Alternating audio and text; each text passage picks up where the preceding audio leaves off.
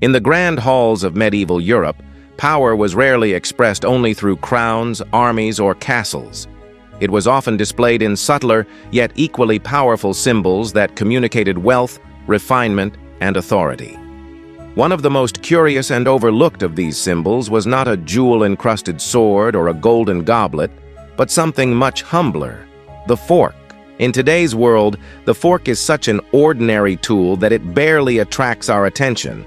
We use it every day at dinner tables without giving it a second thought. But in the Middle Ages, forks were more than dining utensils. They became symbols of power, prestige, and cultural superiority. Kings and nobles of medieval courts collected massive and extravagant fork sets, turning them into a status symbol in the same way that crowns or thrones might have been. The story of forks in medieval Europe is not simply about eating habits. It is also about the way culture and politics intersected with dining practices. When we look closer, we see that forks were a way of demonstrating dominance and refinement in a world where eating with one's hands was still the norm. To own a fork was not merely to possess a tool. It was to assert oneself as part of an elite class that separated itself from the common masses. The grander the collection, the more it suggested that the ruler who owned it had wealth to spare and sophistication to display. In a sense, the fork became a weapon of soft power, reinforcing the idea that royalty was not only militarily strong, but also culturally superior. The arrival of forks in Europe was itself a story of cultural exchange and adaptation. The origins of the fork can be traced back to the Byzantine Empire, where wealthy nobles had already adopted the two-pronged utensil as part of their dining rituals. From there, the fork gradually made its way into Italy, arriving through the networks of trade and marriage alliances between Byzantine princesses and Italian nobility. One famous story tells of a Byzantine princess who shocked her Venetian hosts by using a fork during a feast. At first, the locals viewed this act as unnecessary, even sinful, because it seemed decadent and artificial compared to the traditional custom of eating with one's hands. Church leaders even criticized the fork, arguing that God had already provided humans with the perfect tools for eating: fingers. But as with many innovations that first faced resistance, the fork slowly gained ground, especially among the wealthy. By the later Middle Ages, forks began to spread among European courts. However, they were not adopted in a uniform way. In some regions, they were seen as practical tools for handling messy foods, while in others, they became extravagant objects designed less for eating and more for display.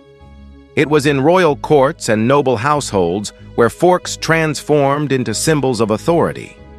Kings began amassing entire collections of forks, crafted from silver, gold, and even adorned with jewels. These were not the plain utensils we know today, but carefully crafted pieces of art, each fork testifying to the wealth and cultural taste of its owner. To invite someone to dine with golden forks was to send a clear message: you are in the presence of immense power. It is easy to underestimate how powerful such a message could be in an age when appearances were deeply tied to political authority. A medieval monarch's court was a theater of power, where every gesture, object, and ritual communicated meaning. Just as thrones and crowns symbolized rulership, elaborate dining sets served as a stage for demonstrating control over resources and refinement of culture. A king who could summon hundreds of forks for a feast showed not only his wealth, but also his ability to access foreign luxuries and maintain artisans skilled enough to create such objects. To possess them was to prove that one's rule was ordained not only by might, but also by elegance and divine favor. We should also remember that in medieval Europe, the act of eating together was never a private or casual matter. Banquets were political events, carefully staged to impress allies, intimidate rivals, and reinforce hierarchies. The table was a microcosm of the kingdom, with seating arrangements reflecting ranks and privileges. Into this setting, the fork entered as a potent symbol of difference between ruler and subject. While peasants and even lesser nobles still ate with their hands or simple knives, the king's fork collection created a sharp distinction.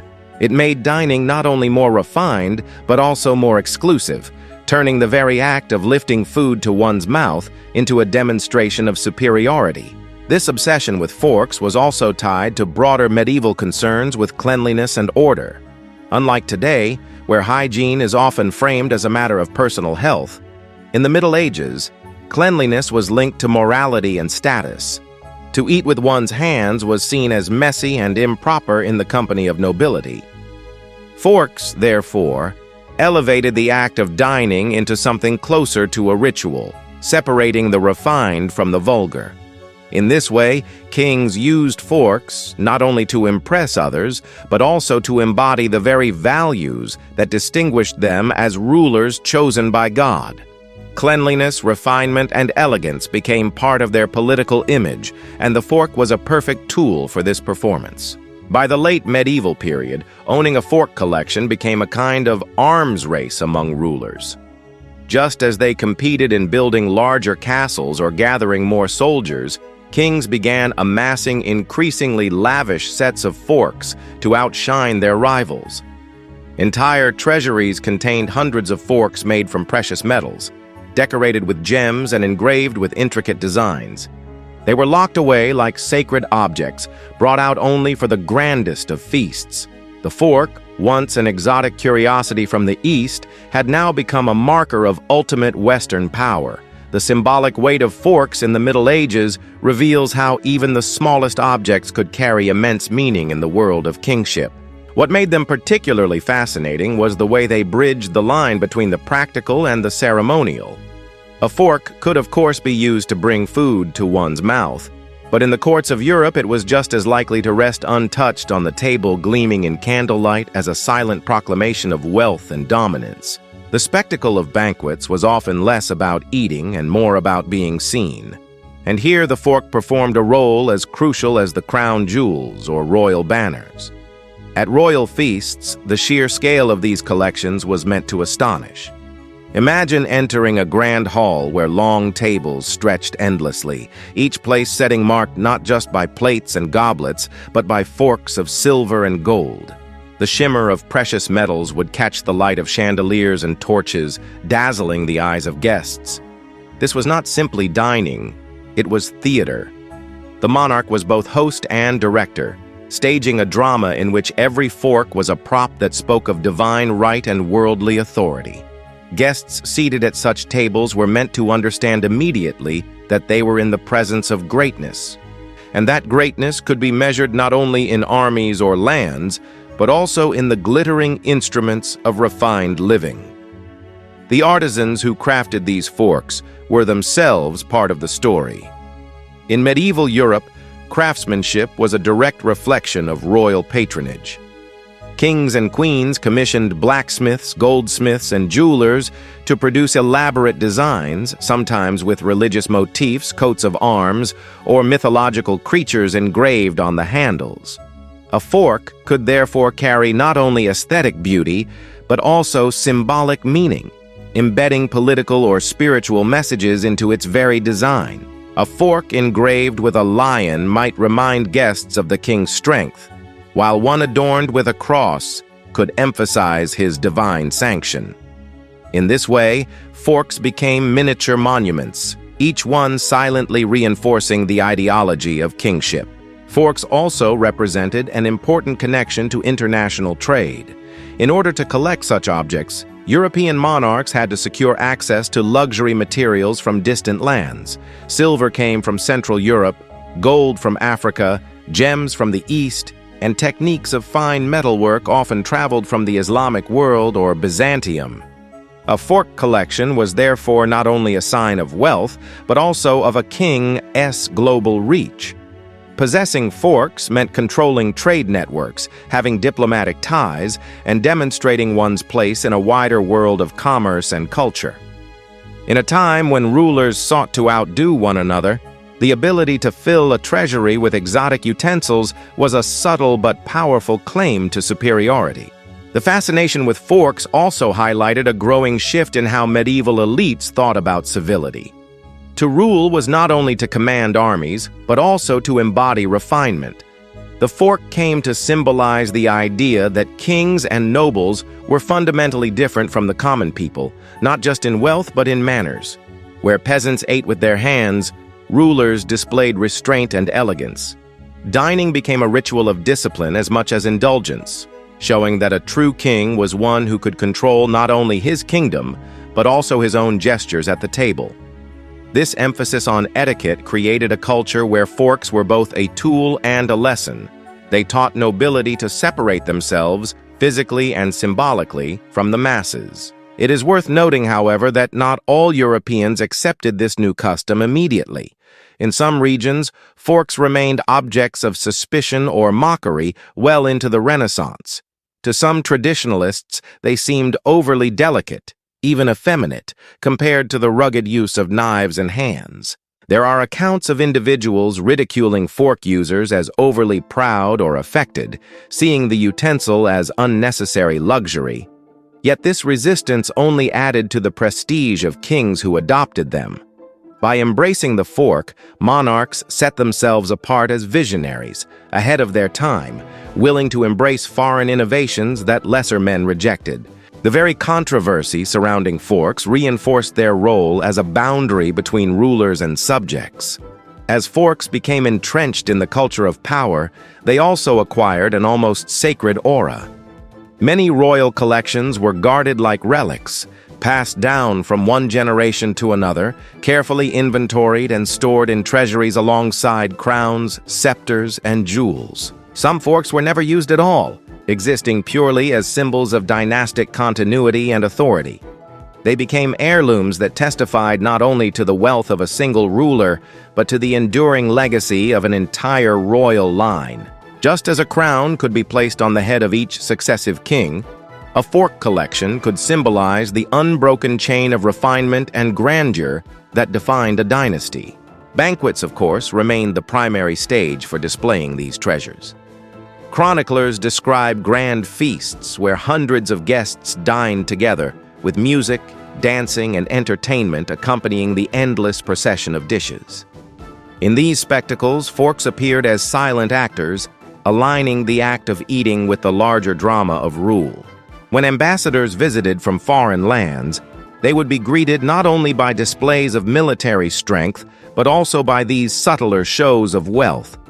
To dine with jeweled forks in a golden hall was to be enveloped in a vision of power that was meant to linger long after the food was gone. For kings, every fork on the table was an ambassador of their authority, as eloquent as any speech or treaty. Over time, forks also began to shape broader cultural attitudes toward food itself. Where once eating had been messy, communal, and somewhat chaotic, the fork introduced a new sense of order and personal space. In royal courts, this reflected the king's own power to impose structure on the world around him. Just as a fork divided food into manageable bites, so too did the monarch divide society into ordered ranks and roles. The utensil became a metaphor for governance, precise, controlled, elegant. To dine with a fork was to enact, at the table, the same values that defined a well-ruled kingdom.